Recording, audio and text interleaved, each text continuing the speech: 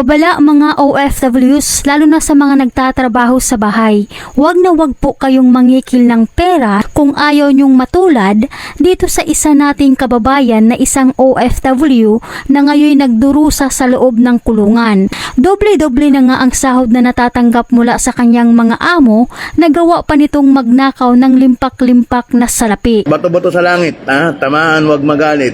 Kaya niyo bang pakainin yung mga mahal niyo sa buhay na galing sa nakaw?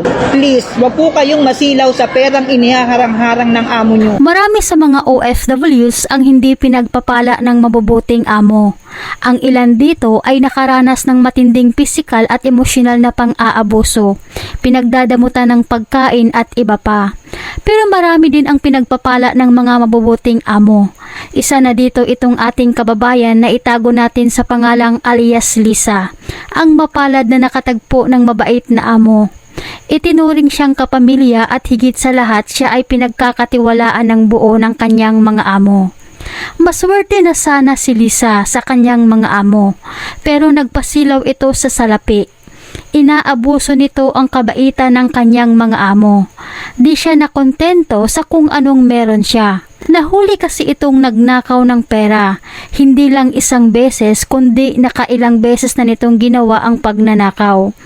Paulit-ulit hanggang sa naaktuhan ito mismo ng kanyang mga amo. Pinakulong si Lisa on the spot ng mga amo.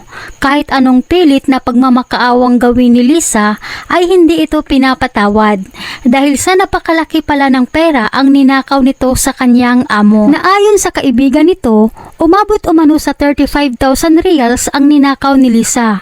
Kung sa piso, aabot ito ng 521,000 pesos mahigit. At hindi lang pera ang ninakaw ni alias Lisa mga kababayan. Dahil sa paghalungkat umano ng mga amo sa kwarto ni alias Lisa, nakita umano ng mga amo ang iba pang mga bagay na ninakaw ni Lisa na nakatago sa loob ng kwarto nito.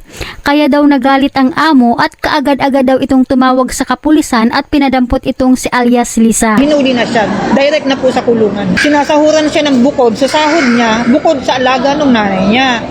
Mantakin nyo mga kababayan, sumasahod daw itong si alias Lisa ng 1,500 reals. Bukod daw dito, sinasahuran pa umano ito ng kanyang amo ng 700 reals dahil sa nag-aalaga daw ito ng matanda na magulang ng kanyang amo.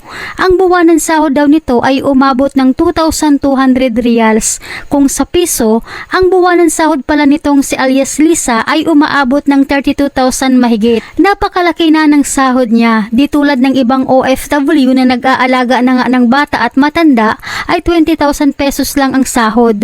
Doble-doble na nga ang trabaho, di pa sila tinataasan. Pero itong si alias Lisa, sinayang niya ang lahat ng tiwala na binigay sa kanya ng kanyang mga amo. Tanda pala ay may nakatagong pera. Siyempre, pinagkakatiwalaan siya. Siya ang nakakaalam. Ngayon, inuutik-utik niyang ipadala. Umabot ng hanggang magkano halaga? 35,000 real. 35,000 real.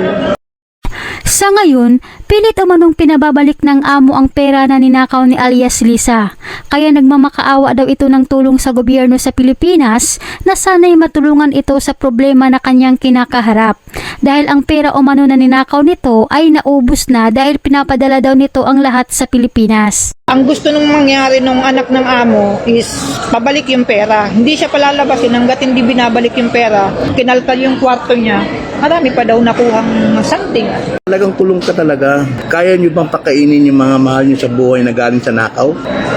Si ate, 8 buwan in the making ang kanyang pangungupit. Laki pala ng sahod ni ate. Bukod doon sa 1,500 na regular na sahod niya, binibigyan pa siya ng 700 sa pag-aalaga ng bata ng ang babait ng kanyang amo.